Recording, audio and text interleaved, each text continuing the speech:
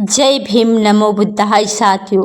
ब्राह्मण किस तरह से भोले भाले मासूम लोगों को बेवकूफ़ बना सकता है, इसका उदाहरण छठ पर्व है। सूरज को औरतों द्वारा अर्घ देना उनको अपने पास बुलाने की प्रक्रिया है, जिससे उस औरत को बच्चा हो सके।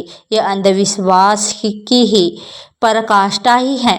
आज इसको त्योहार के रूप में दिया गया है और आजकल अज्ञानी और इसी के अंधविश्वासी व्यक्ति और कुंवारी लड़कियां भी इस भीड़ में शामिल होती जा रही है। छठ पर्व भारतीय कैलेंडर के शंख शब्द के अनुसार साल में 2 बार मनाया जाता है। पहला चैत्र शुक्ल षष्ठी और दूसरा कार्तिक महीने की शुक्ल पक्ष की षष्ठी को भी, जिसके कार्तिक महीने में मनाए जाने वाला छठ पर्व सबसे ज़्यादा फेमस है। पहले ये तो बिहार का ही क्षेत्रीय पर्व होता था, लेकिन अब ये बिहार से निकलते हुए भारत के कोने कोने में भी दिख जा सकता है। अब सवाल है ये कि छठ पर्व है क्या और मनाया क्यों जाता है, इससे किसी को क्या हासिल होता है और क्या होने वाला है। बुद्ध की धरती पर ये छठ पर्व कैसे आया, आइए जानेंगे आज के इस वीडियो में। उससे पहले यदि आप चैनल पर नए हैं तो चैनल को सब्सक्राइब कर ले और हमारे इस वीडियो को लाइक भी कर दीजिए और वीडियो को शेयर भी कर दीजिए। चलिए दोस्तों, वीडियो को शुरू करते हैं। छठ पर्व बेसिकली 3 दिन का होता है, जिसमें पहले दिन औरतें व्रत रखती है और शाम को तोड़ती है। दूसरे दिन औरतें पूरा दिन व्रत रखती है, जिसमें वो पानी तक नहीं पीती। और तीसरे दिन ये औरतें किसी भी नदी घाट पर सूर्य को अर्घ देकर अपना उपवास व्रत तोड़ती है। ये सब तो ठीक है, पर जब हम इसका इतिहास तलाशते हैं तो इसका इतिहास कहीं देखने को नहीं मिलता है, और इसलिए ना ही छठी मैया का इतिहास और ना ही इसका कोई प्रमाण देखने को मिलता है। बस 3 दिन तक मनाए जा रहे इस पर्व को हवाबाजी पर चलती आ रही भारत के इस छठी पर्व इतिहास में विदेशी यात्रियों के लिखे गए ग्रंथों या बुक्स का बड़ा योगदान रहा है, जिससे उन्होंने भारत की राजनीतिक, सामाजिक, राजशाही, धर्म व्यवस्था आदि के बारे में भर भर कर लिखा है। जिसमें भारत में मनाए जा रहे त्योहार के बारे में भी लिखा गया है, और यही छठ पर्व के बारे में भी किसी ने एक शब्द भी नहीं लिखा। लिखेंगे भी कैसे, जैसे कि उस समय ये सब पागलपंती ढोंगीबाजी थोड़ी ना चलती थी। छठ पर्व अंग्रेजी काल के आसपास का पर्व ही, मतलब आज़ादी के आसपास का, क्योंकि उस समय ब्राह्मणों ने अपनी गप्पेबाजी लिख लिख कर रखी गई थी उन्हें, जिसे नाम दे दिया है पुराण, रामायण, महाभारत, गीता यदि। तो चलिए अब इसकी गप्पेबाजी भी सुन ले। और इसकी गप्पे के अनुसार ही छठ माता को ब्रह्मा की मानस पुत्री भी कहा जाता है। कहा जाता है कि इसकी पूजा करने से संतान प्राप्ति और संतान की लंबी उम्र की मनोकामना पूर्ण होती है। एक अन्य मान्यता के अनुसार इन्हें सूर्य देव की बहन भी कहा जाता है। इस गप्प की मान्यता के अनुसार छठ पर्व आरंभ का महाभारत काल के समय में माना जाता है। कर्ण का जन्म सूर्यदेव के द्वारा गया है और बलिदान के कारण कुंती के गर्भ से हुआ था।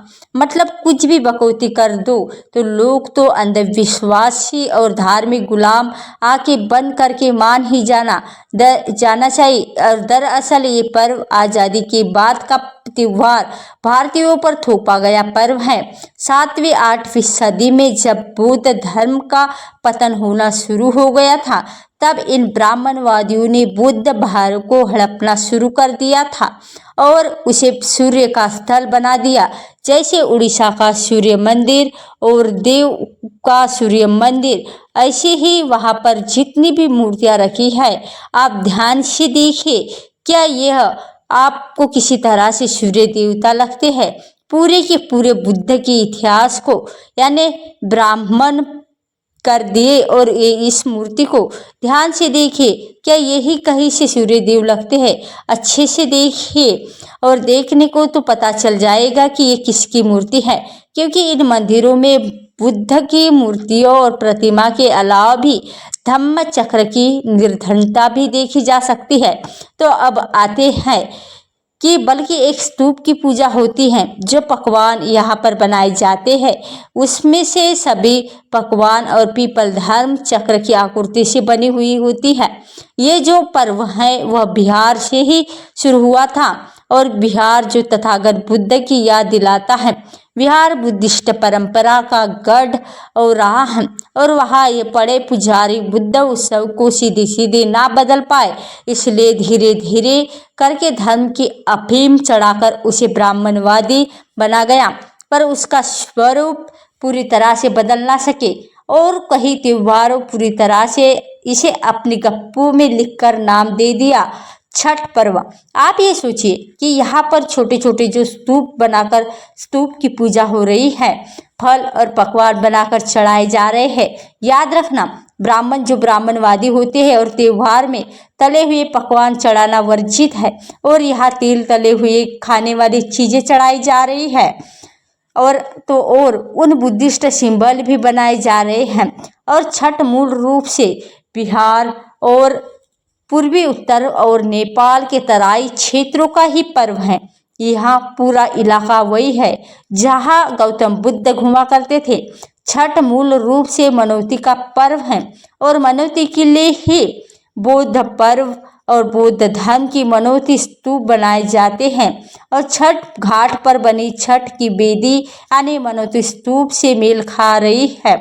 बिहार से सारण क्षेत्र में छठ वेदी को श्वेता भी कहा जाता है और इसी श्रोता का आकार और प्रकार ठीक वैसा ही होता है जैसा कि नांदला वैशाली समेत अनेक बौद्ध स्थलों पर बनी मनौती स्तूप का होता है।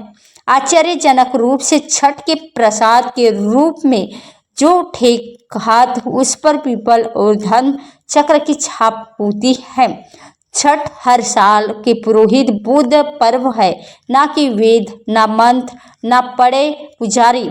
हाँ, पर अंधविश्वास के चलते कुछ समय से पंडे पुजारी और इसमें घुसपैठ कर रहे हैं, चाह रहे हैं कि हराम के खाने के लिए। वैसे तो वही भी जब पर्व खत्म होता है तो सारे लोग या जितने भी पकवान और खाना लाते हैं पंडित पुजारी सब बटोर कर ले जाते हैं, लेकिन पहले ऐसा नहीं हुआ करता था और होता भी था तो ये महिला खुद गीत गाती है, खुद सजावट करती है और खुद ही इस पर्व को पूरी तरह से मनाती है।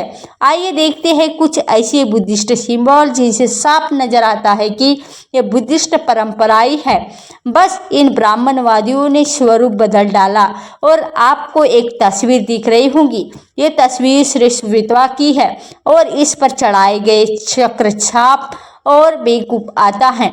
जब स्तूप बनाने की परंपरा सिर्फ बुद्धिज्म में ही मिलेगी, इसलिए आप कहीं और जाने की ना सोचें।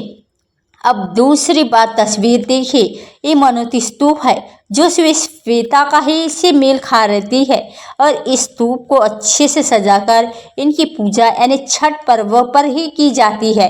आखिर ये श्वेत ही जैसे ही क्यों बनाए जाते हैं, जैसे कि बुद्धिस्ट स्तूप और बुद्धिस्ट चौकियों भी इन लोगों ने हड़पंग शिवलिंग बना रखा है। वैसे यहाँ पर भी तो है, समझने में तो आ ही रहा है कि जहाँ पे बुद्धिस्ट सिंबल की पूजा हो रही है। अब ये देखिए, ये रही खीर, आपको ये खीर दिख रही है, आप छठ खीर को देख रहे हैं। ये खीर उपवास के बाद खाई जाती है, तब जाकर छठ की सिद्धि प्राप्त होती है। और बुद्ध के साथ भी तो यही हुआ था। जब बुद्ध सत्य की खोज कर रहे थे तो उन्होंने भूखा रखकर अपने शरीर को बहुत कमजोर बना लिया था। तब सुजाता नाम की एक महिला, एक ग्वाला ने उन्हें खीर खिलाई और उस माध्यम मार्ग का ज्ञान प्राप्त हुआ था और ना शरीर को और दुख दे और ना ही अधिक सुख की लालच करें। खीर खाने के बाद बुद्ध ने फिर से उपवास रखा, लेकिन ये उपवास मध्यम मार्ग वाला था और इस तरह से बुद्ध को ज्ञान प्राप्त हुआ। अब आप समझ गए होंगे कि छठ पर्व में पहले उपवास, फिर खीर खाना और फिर से उपवास करना एक प्रचलन में क्यों है।